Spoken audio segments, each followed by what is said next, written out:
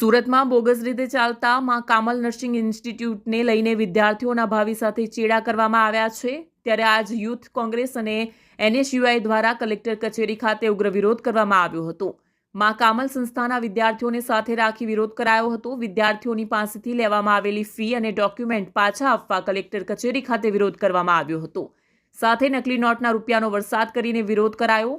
NSUI અને youth Congress દ્વારા સૂત્રોચ્ચાર અને બેનરો સાથે વિરોધ કરાયો હતો। ઇન્સ્ટિટ્યૂટ દ્વારા અહીં એડમિશન લઈને બેંગ્લોર ભણાવાય છે। ઇન્સ્ટિટ્યૂટ દ્વારા વિદ્યાર્થીઓના ઓરિજિનલ ડોક્યુમેન્ટ જમા લઈ લીધા છે। 20 વર્ષથી વધુ સમયથી ચાલતી આ સંસ્થા સામે કાયદેસરના પગલાં ભરવાની માંગ કરવામાં આવી છે।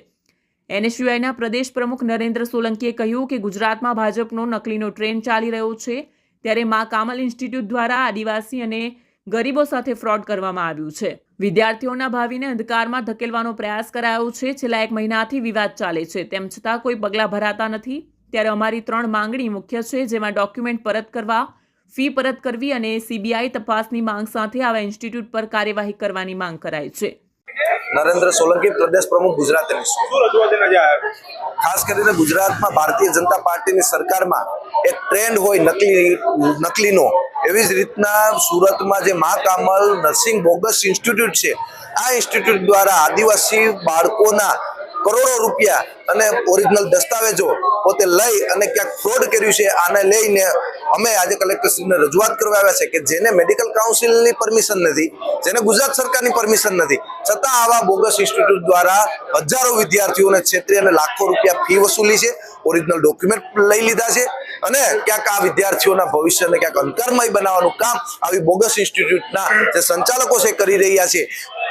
હોમ મિનિસ્ટરનું જ્યારે આ જિલ્લો હોય અને આ જિલ્લાઓમાં જ આવા બોગસ ઇન્સ્ટિટ્યૂટ ચાલતા હોય અને ખુલ્લેઆમ ચાલતા હોય, છેલ્લા 1 મહિનાથી આ વિવાદ ચાલે છે, છતાં આ સરકાર કોઈ બોલવા તૈયાર નથી। વિદ્યાર્થીઓ રસ્તે રઝળી રહ્યા છે અને કોઈ પણ પ્રકારના સરકારે જે પગલાં ભરવા જોઈએ ભરતા નથી।